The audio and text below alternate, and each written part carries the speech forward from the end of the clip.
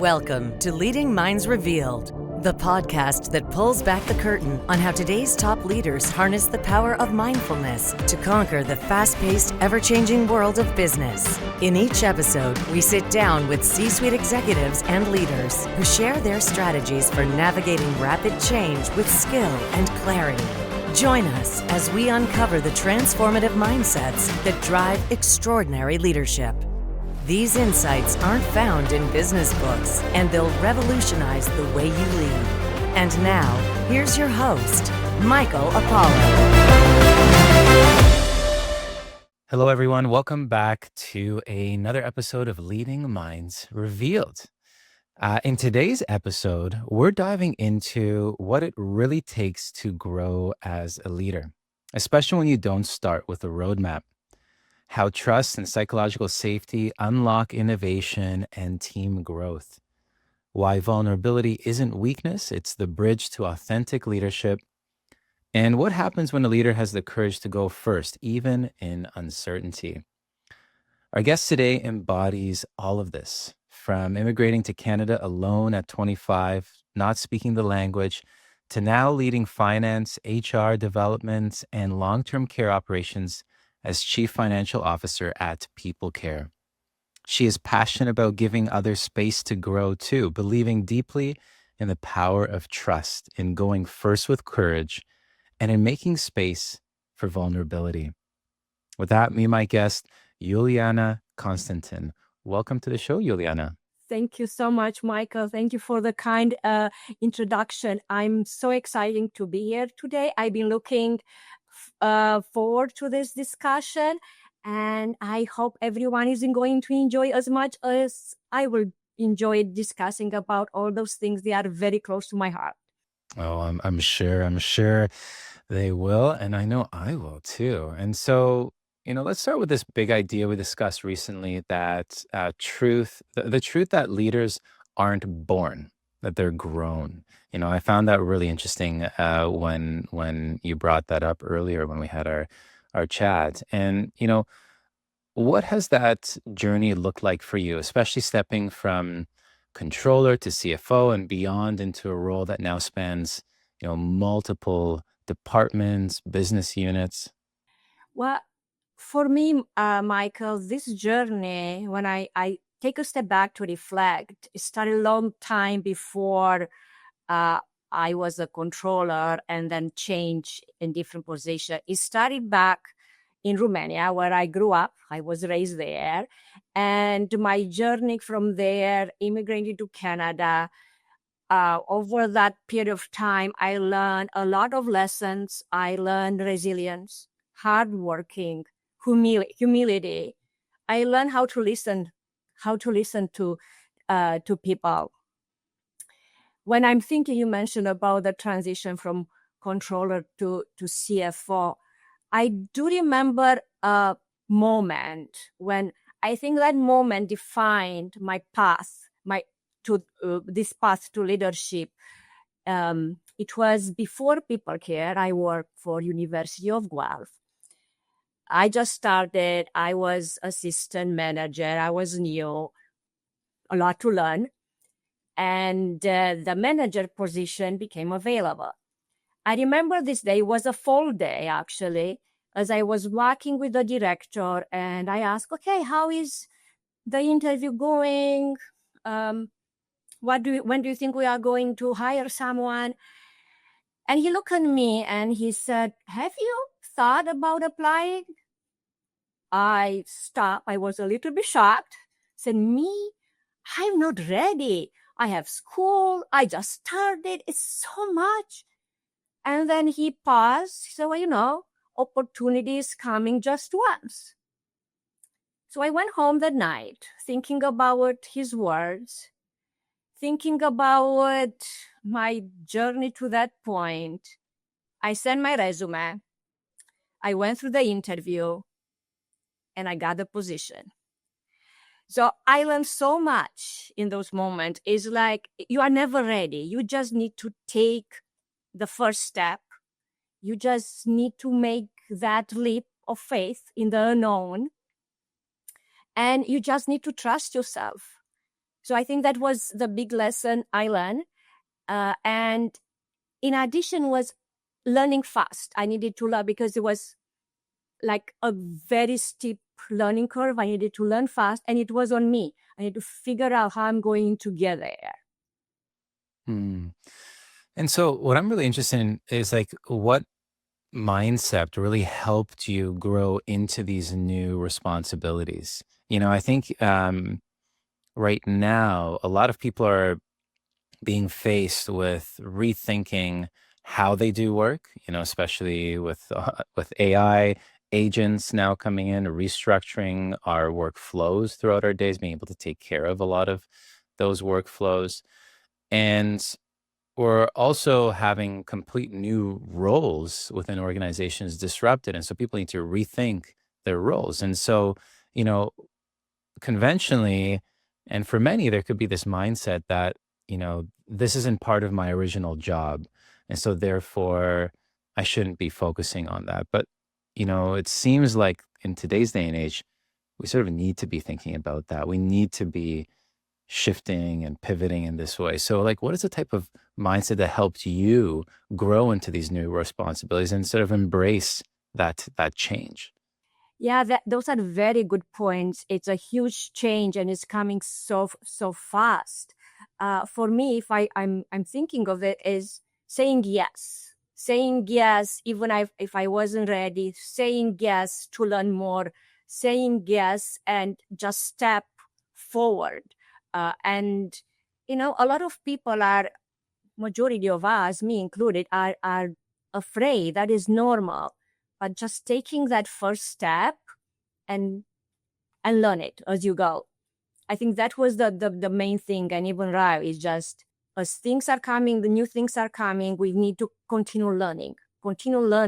I think it's a must. How you are going to grow if you are not putting yourself there and keep growing, keep learning, and see what is different. Mm. What helped you step into the unknown in this way? Because like rightfully said, I feel too that it's a lot of fear. I know for me too, when I'm taking on a project that's much bigger than any other projects I've ever, delivered, right? Working with a new organization, a new industry, or, when I stepped into my role at the University of Toronto, that was a big shift from the previous roles that I had. There was a lot of fear at that time. And I think it's the fear that comes up from not having a very clear path, not knowing where you're going. So what sort of has helped you and to step into the unknown, but also to still like lead effectively, to not get sort of knocked off, to be able to take care of yourself as well, because I think that fear energy can also drive you to just get completely consumed in the work too. Yeah, interested to hear how you supported yourself through that time. Yes, yeah, totally. You are right. I do remember, and I listened to a podcast few couple of years ago, maybe, and it was there something that stuck with me. It was what is fear? What is beyond fear? And I remember the host mentioned it's nothing. So right now, when I'm getting in those moments, I'm thinking, okay, so what is beyond fear? What is the worst that can happen? So I have a small discussion with me. I think all of us have those small discussion when in our head, and just what is the worst that can happen? And most of the time, it's nothing. It's just that fear inside us. Just recognizing it and take the step forward, it, it's important. So that is kind of help me. And as a leader, I feel it's my responsibility to help my teams to get beyond that fear, to build that trust, the growth, the culture where we can discuss. And when it's a fear, most of the time it's an issue, it's a problem, and figure out, okay, how what we are going to do to move forward. And I feel it's my responsibility to be calm in those moments, because when I am calm, I feel like the team see it. Okay, we can do this together. We got it. Yeah, yeah, yeah. What I was hearing there too is that you need to really embrace a lot of this vulnerability. And it's interesting going through just that practice of just really looking into the fear and questioning it. Where's this coming from? What's the worst that can happen in this situation if I take on this new role or if I take on these new responsibilities?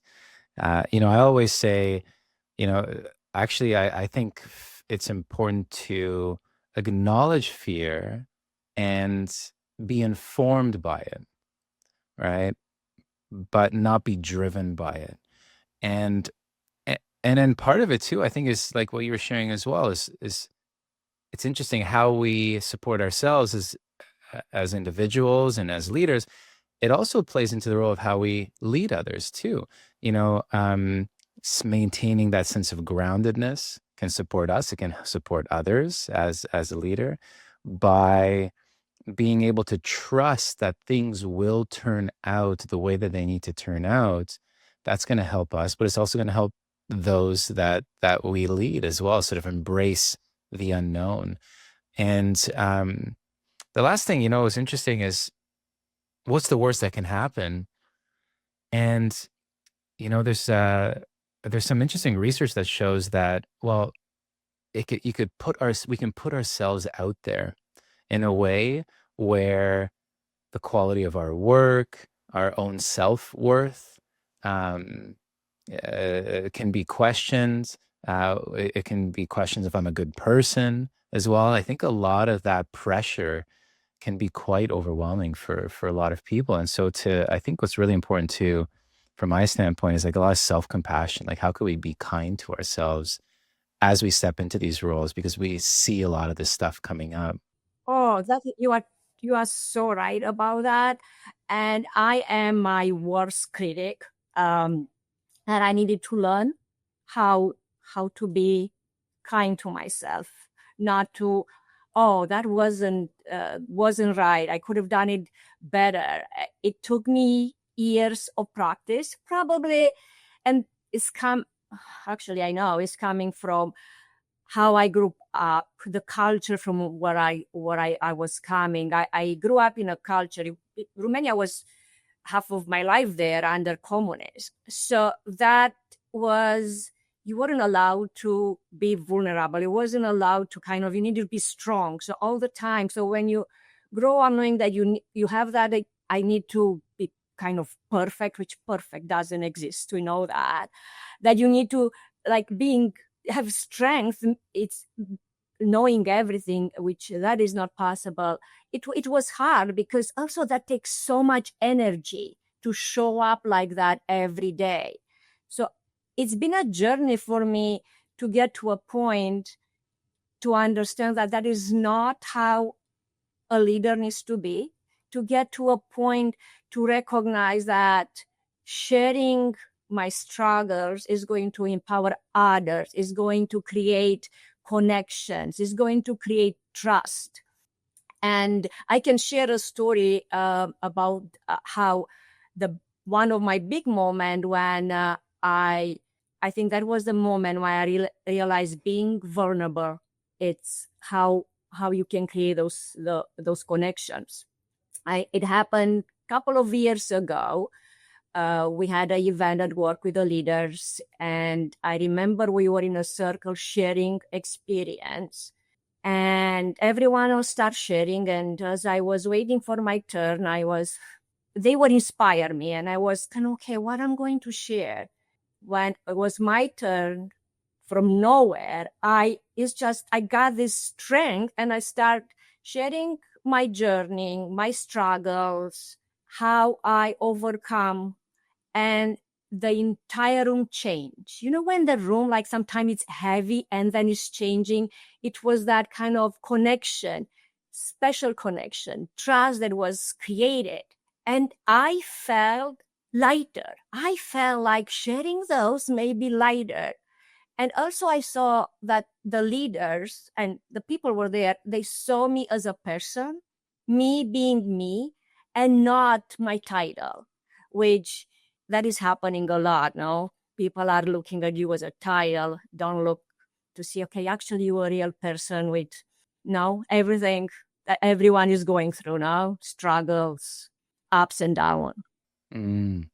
I know trust, you've brought that up quite a bit, already. And yeah, I know that this trust is foundational in how you lead. And that without the freedom to fail, that there's no space to grow. This is something I've heard you've shared. And so what does building trust look like in practice, especially in high stake industries like long-term care and development?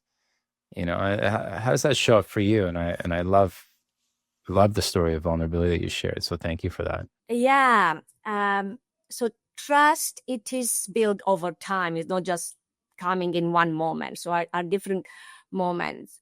So if I will be to kind of take it and explain it step by step, I don't know if you heard that this IIIT formula. So initiative, innovation, and integrity. So when initiative is when a team member is coming, say, hey, I'm seeing this opportunity, these issues, and they would like to move forward to do something about it. Innovation is finding the resources, putting a plan together to deal with that opportunity or issue. And integrity is when mistake happened, you are taking out accountabilities. Yes, here how I fixing it. I'm going to fix it. I'm responsible for that. So when you see those small things over the time, consistent, trust is built. So now when you start with the new employees, are those small pieces over time when now you see how they are acting. So consistent, and then you build the trust and you create a safe space. So when you have the safe space, the person, they can look to be more efficient. They look to innovate because they know if we made mistakes, which happens, everyone is making mistakes. Mistakes are a learning opportunity, and you just keep doing it, and the trust is growing. And it's two ways now. It's not only, it's like, some in some books it's like trust bank, then you deposit, so when something happens they you withdraw, but you cannot be at zero. So it's like my accounting background is coming into place. Mm. You know, it seems like, to foster trust practically, it's giving people opportunity to take those initiatives and to see their ideas come to fruition, and to give them the opportunity to show their integrity, to be able to embrace the mistakes and embrace the challenges that they're going to face along that journey. Because when we do our work, there's it's going to be challenging at times, and that's a reality, right? It's part of this human reality that we have, right? And things are going to be hard.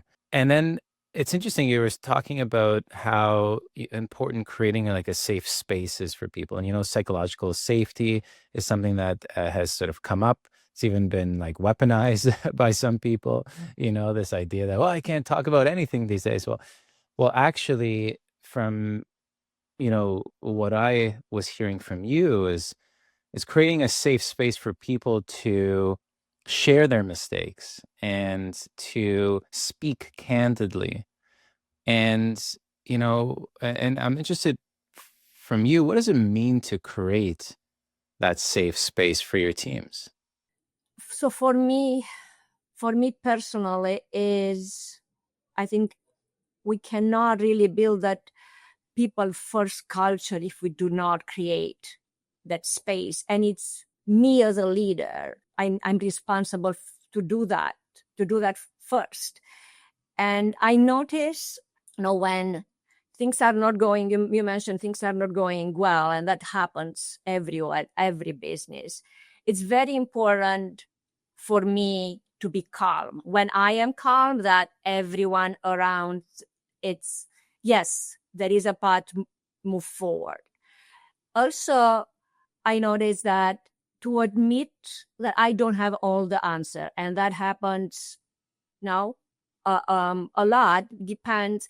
You mentioned that, yes, I am overseeing development and construction. When I started, I don't have a background in construction, so I needed to give space to others, ask the right questions, and let them grow and drive different initiatives. And as I mentioned, it's important to ask questions to really understand what is happening. So that is, I feel, it's my role in creating that safe space. And when you model, people get used to that now. So now is repetition and seeing the patterns. Hmm. You know, I've been hearing more and more how important in construction, in healthcare, in the airline industry, how when the stakes are high, it becomes more and more important for people to be able to voice any issues and have that feeling of openness, and that is a key element towards supporting safety, like us creating a safety culture. Um, how do you and how does people care approach creating sort of an optimal team culture in the organization? Um, are there specific principles? Is that supported through certain training? Um, yeah, I'm interested from that perspective. How do you more explicitly, is that something that is formally fostered within the organization, or something that comes more so from how the leaders show up? Um, so like every organization, we do have a set of values, and we have a vision. So I think it's also started there now. People care vision is to change the world of senior living, and that it's a big vision. But a vision needs to be big. And our value is people first. We are looking after people. We are serving people. We are in service industry, and if you have that principle that you need to look after your people, our people are going to look after our residents, and then the business is going to flourish and grow. So people first culture is making sure that you support our employees to be the best that can be. And it's kind of how, when people ask me, how I explain, I would like my teams to be the best they can be, to reach their full potential, because I feel when they do that, they are empowered, are happy. They would like to come here in the office. I'm in office, right? In the office, and spend time together. And sometimes, and actually maybe a lot of times people then don't see their full potential.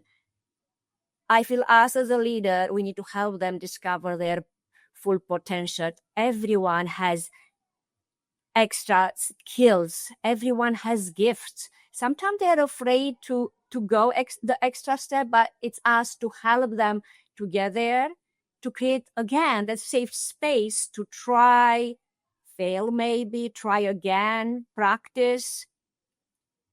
So yes, it doesn't culture, it doesn't happen.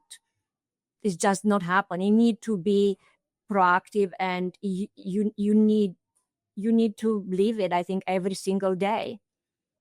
Yeah, I've been hearing more and more this, leading on the ground, where because of how fast things are changing nowadays, and the speed of information right now, how important it is for leaders and I would say team members, just to continuously be communicating with each other and to be connected with each other on current developments, and fostering that space too, because it allows us to pick up very important signals around where things are going and how things are unfolding.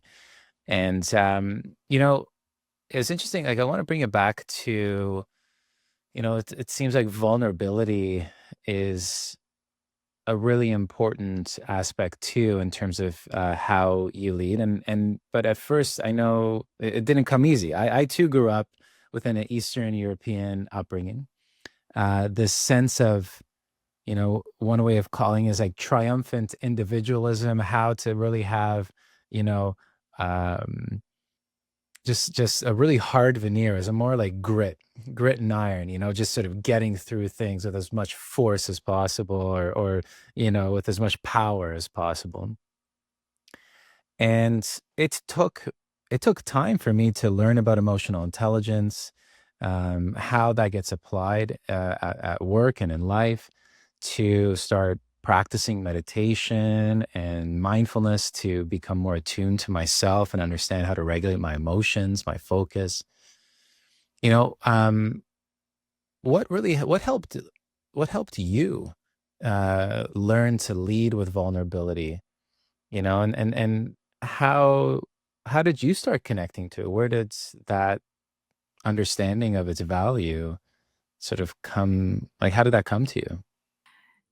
You describe it so well. That has been one of a little bit of my struggles, because yes, I was all the time, I was aware of my accent, from where I'm coming, like, um, and I was afraid that people are going to judge me. So I try not to share. I try to not to speak too much. And how you can express yourself if you don't do all of those. When I started with people care, I discovered a different environment. I felt that it's safe to be me. So I started with small step. I was starting to share small things. And I noticed when I start sharing, I wasn't judged. It was just connection and trust. So it was a journey. And in addition, it was a lot of being self-aware, reading and understanding. So learning for me, and reading and listening to podcasts or different speakers helped me to kind of figure it out and put them together. It's been a journey, and it's been a difficult time. And like one of the this year, knowing that, as I mentioned, I've been so aware about me having an accent. So I knew I need to do something about it. So in January, I signed for a presentation at OTCH, Ontario Long-Term Care Association. So it's a bigger conference once per year in Ontario for all long-term care. There are thousands and thousands of people. So I sign. I knew I cannot go back anymore. Okay, I sign. Now I need to deliver. And everyone in the office knew they seen me. I was practicing, and I practiced some more, and I practiced. They helped me with my slides. It was a team effort. And I was super nervous. In April, I delivered the presentation. A few of my team members came there to support me. It was so meaningful for me. It was so empowering. At that point, when I saw them there, it is what it is. I will just deliver this. They support me, and whatever this is going to be, they know they are here for me. So it went very well, much better than I expected. And I realized that just being there, doing it, and it's building that confidence a step of the time now. It got me to get over my fears too. We talk about fear. All of those are connected. And I needed to address this piece. Sharing the story privately, one thing, but talk in front of a couple of hundred people, it's a different thing. So that is a little bit my journey, and how I got to face and be vulnerable, and acknowledge that, yes, this is who I am, and I am human, and I'm real. It's part of leaning into difficulty. There's so much difficulty that we face in our lives. Sometimes we can't, for one reason or another, sort of go to certain places. But, when it comes to a situation like this, it's about sort of that mustering up that courage to step into something that is uncomfortable.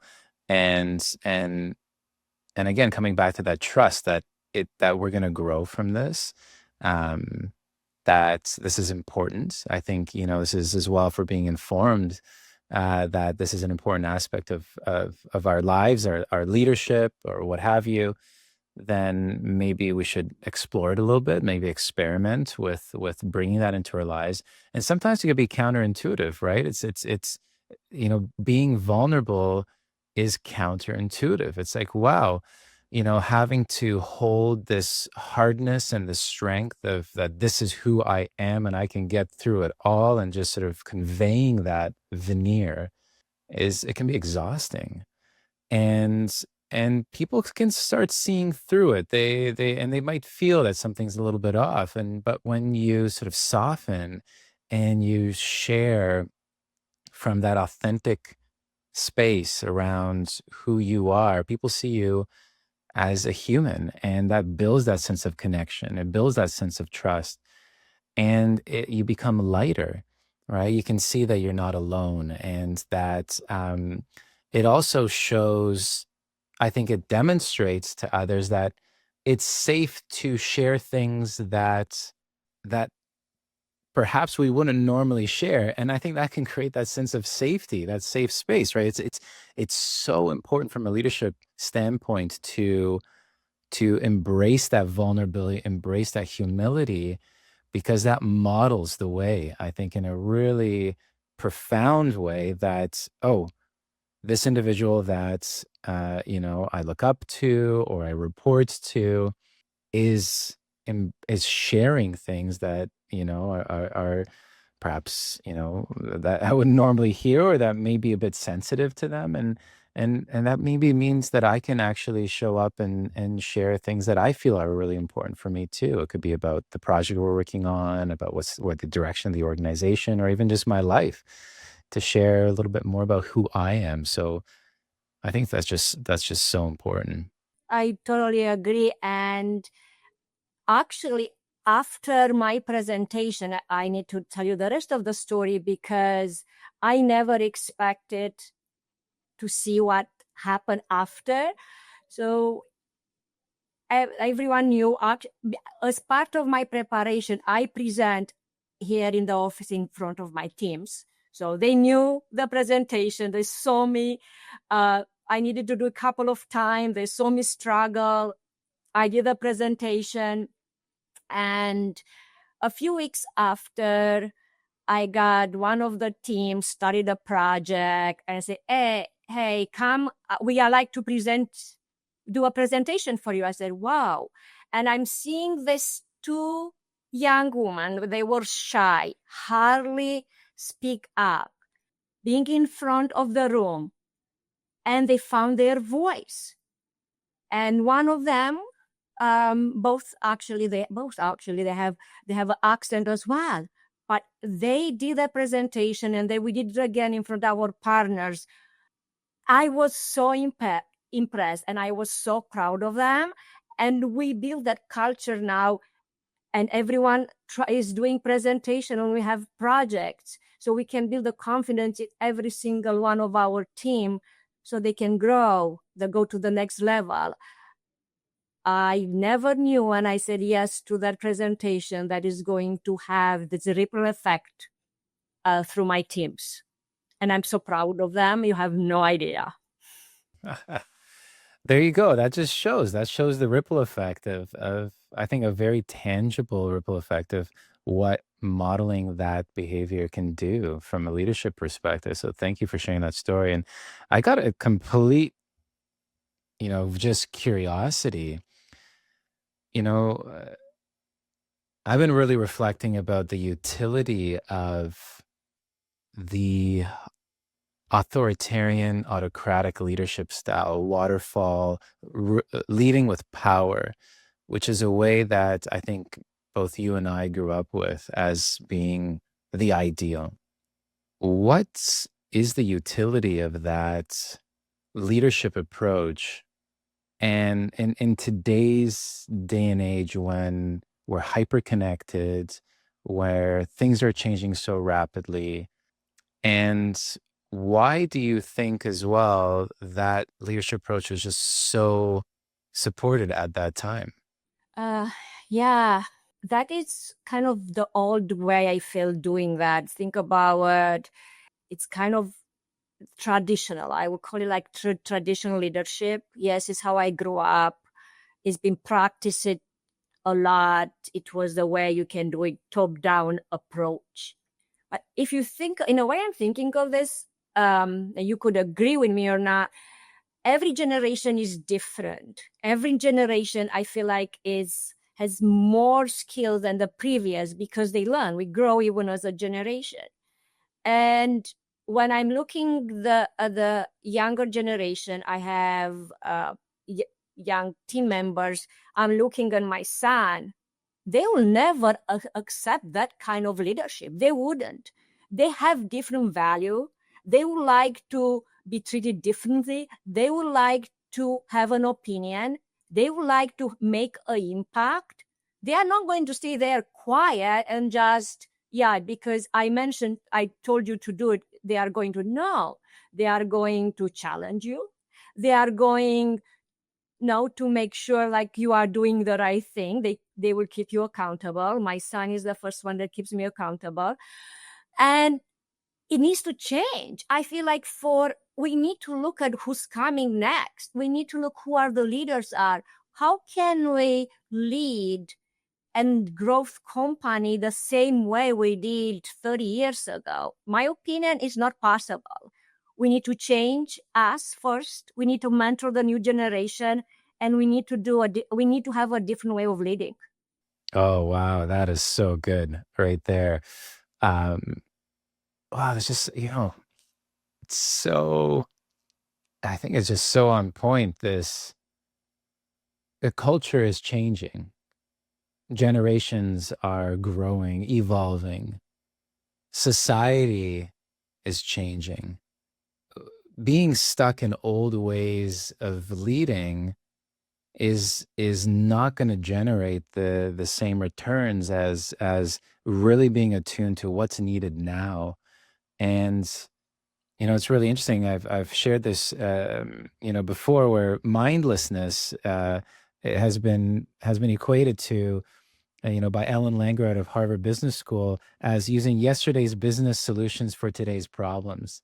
And I think you really hit the nail on the head here right now. It's like, well, there is new generations, new mindsets, new cultures that are emerging right now. So why would these strategies and approaches that we were using in the past be applicable in today's context? Now, that doesn't mean don't be informed by it, right? Because there could be some really interesting roadmaps and frameworks and approaches that can be really helpful in understanding our current day and age.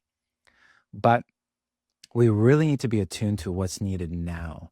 And I think a lot of what you've been sharing around embracing that sense of vulnerability, cultivating trust, that sense of safety within our teams and within the organization, um, being able to model that sense of vulnerability and humility as a leader can help really foster that in a really big way. And that I think is true strength. I think it's actually when we're driven by fear and we take this a dominating stance from a leadership perspective. I know for me, those times where I've stepped in thinking that I needed to force a decision or to advance an initiative a certain way that I think is the right way, that came from a space of weakness. That's where I really succumbed to my own fears and felt that I needed to act that way. I was reacting really to come to an outcome But those times where I soften in and let others lead and really take that time to internalize what's happening and to share that I don't know the answers, that's true strength, because it's so much harder to do that than to be driven by fear. Oh, yes. And it's not like the history is not, we are not going to use that. There are huge lessons in leadership, business, that we can learn from the history, from the past. They were great leader, amazing books there. I read some of them. It's combine them. So here, how that company got great. Here were the principle. Now I'm in a different situation right now. I'm going to adjust, looking forward and knowing that I'm dealing with different generations to have the, uh, the right outcome. So I think it's where maybe there is a little bit, is not, I'm not saying we need that history. There are others that went before us. We need to know how to learn from that and how we apply in today's and in the future. Mm. What are some ways that you really attune to the needs of your team? Like, and when I say that is maybe just sort of looking at like a day in your life. What does that look like? Are you regularly checking in on your team members? Do you focus on, self-care in some ways, just to make sure that when you show up that you can be as grounded as you can be? What does that day in the life of Juliana look like, and when you come in and engage in your work? Well, great question. Self-care has been very important for me. It's been a journey as well. And right now I have, yes, a little bit of like routine. So I can go through. In the morning, I wake up, have a glass of water and lemon and go for a walk. And even when it's cold, it needs to be extreme, like snowing or icy, not to go and have a walk in the morning. And then I will have, because the routine in the morning is set up the tone for the day. I totally believe that. I've been studying different routines. I try different things. It's hard sometimes to do everything, and it's whatever works for you. Walking works because also it's kind of a combination with a little bit of meditation, walking and just being with my thoughts in the morning. I'm not listening in the morning to anything. I'm just walking and paying attention around, like sometimes there are birds, sometimes it's wind, sometimes it's sun, depends of the season. Then I have a high protein breakfast, a coffee, and I will get ready for work. And at work, I am not checking with my teams like every day. We do have one-on-ones. We do have a meeting once per week that we are checking on the project. But all of us are in this office. And if we don't have a meeting to discuss or to solve some item, if they need me or we need to have a discussion, they will just come and have a discussion. So we have a very open door policy. We are here. We see each other at lunch. We have a few moments on Monday. Hey, how was your weekend? Or if they went to an event. So it's not quite standard during the day. It is what they need and when they need it. So for me, the role is to support it, to be here for them when they need me, to maybe sometimes they just like to, when you just try to solve something and when you hear yourself talking, the idea is coming. And sometimes I'm just the sounding board and I'm just listening. And that it's a huge win for them. And also it's I needed to train myself, because usually like to to come with ideas, and sometimes it's hard to just sit there and just listen and really give them the space to figure it out. And then in the evening, when I go home, I will go for a walk again. And in the evening, usually I do listen to a podcast, or audiobook, and have dinner, spend a little bit of time with my family. And before bed, usually I do read a few pages, depends what book I am reading at the time. So that is kind of high level. I do exercise. I go to the gym a couple of times. So these days I'm very focused on strength exercise. I try different things. I found that is very important. And we talk about being strong, so it's mental strength, physical strength. So our all of them combined, I get even confidence. I found that doing that gives me more confidence. I'm not someone who used to love to go to the gym or playing sports and stepping in and showing up there and lifting weights. And also, give me body strength. Give me that time for myself to work and look after my body, which also it's important. Thank you so much for sharing that. One other question I have is about your focus. You hold many roles. It feels like at People Care right now, and your role has evolved considerably. How do you manage your focus in that given day in terms of the range of responsibilities that you have to tend to? I think first is starting with a team. Having a strong team and being very clear who's responsible for what, I think it's very important. I cannot do all of those by myself. Also, and knowing the priority. So I mentioned we are meeting every Monday. I'm meeting with my direct reports just to go over those priorities. So we know, okay, I know where I need to focus. They know where they need to focus. And yes, a lot of times, almost every week, there is something else, and you need to juggle your focus and priorities. But I found that being able to manage all of those is I need to reprioritize all the time now. So I need all the time to know what is more important, what is the higher risk, what can wait 2 more days, what I need to deal with right now. So I feel like I'm doing that all the time. And again, that is coming with practice. Didn't happen right away. It took me some time to get there. Mm.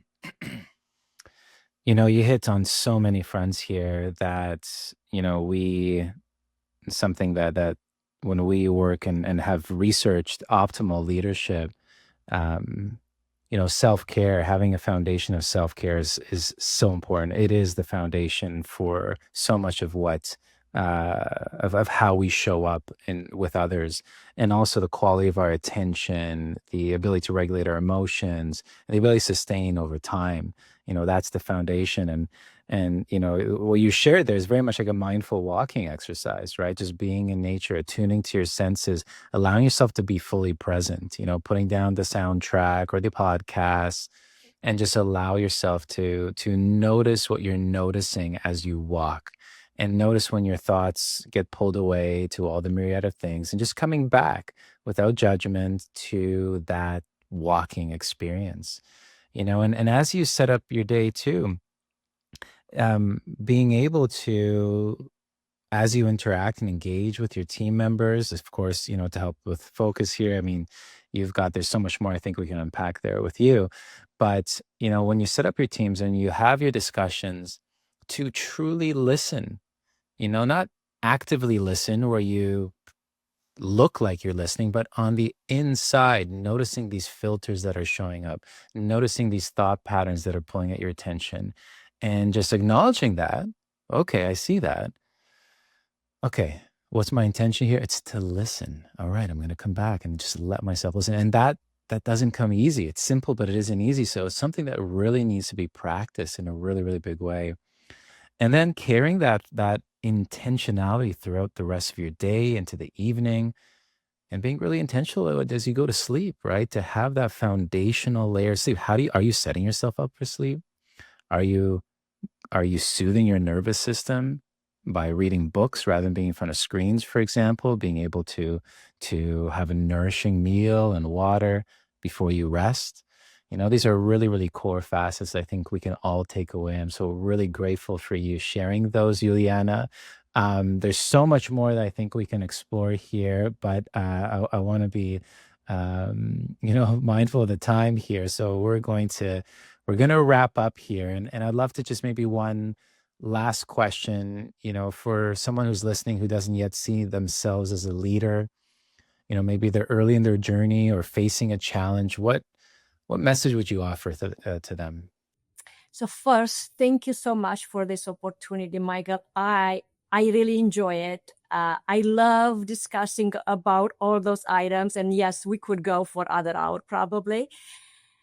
The message, I would say, everyone is a leader. Everyone is a leader of their home, in their community, with their neighbor. You don't need a title to step up, to be resilient, to take responsibility, and like small things. My neighbor had a incident. I will take a meal. That is being a leader and taking responsibility and do something about it. So you don't need a title to be a leader. Everyone is a leader, and it's a journey. It's a step at a time. Lovely. And so, if anybody wanted to connect with you or follow your work, where could they do that? The best way is on LinkedIn, and I can send you my LinkedIn profile. I'm posting them once in a while, and of course, people, they can see more of what I'm doing over there. Lovely, lovely. Well, we'll make sure to include it into the description of this podcast. Iuliana, thank you so much for your honesty, your insight, and sharing your vulnerability, the courage to share your vulnerability and your stories. You've reminded us that real leadership isn't about perfection or power. It's about practice. And it was rich and inspiring conversation. I know a lot of us were going to take a lot away from it. Thank you so much. Thank you. And to our listeners, thank you for tuning in to Leading Minds Revealed. We'll see you at the next time. Leading Minds Revealed podcast requires more than a conversation. It takes action, research, and collective wisdom. If today's episode resonated with you, we'd love to hear your insights. Join the conversation and help us shape the future together. We'll be back with more stories, strategies, and real-world solutions that are making a difference for everyone. In the meantime, be sure to subscribe, rate, write a review, and share it with someone you think would benefit from it too. Thanks for listening, and see you on the next episode.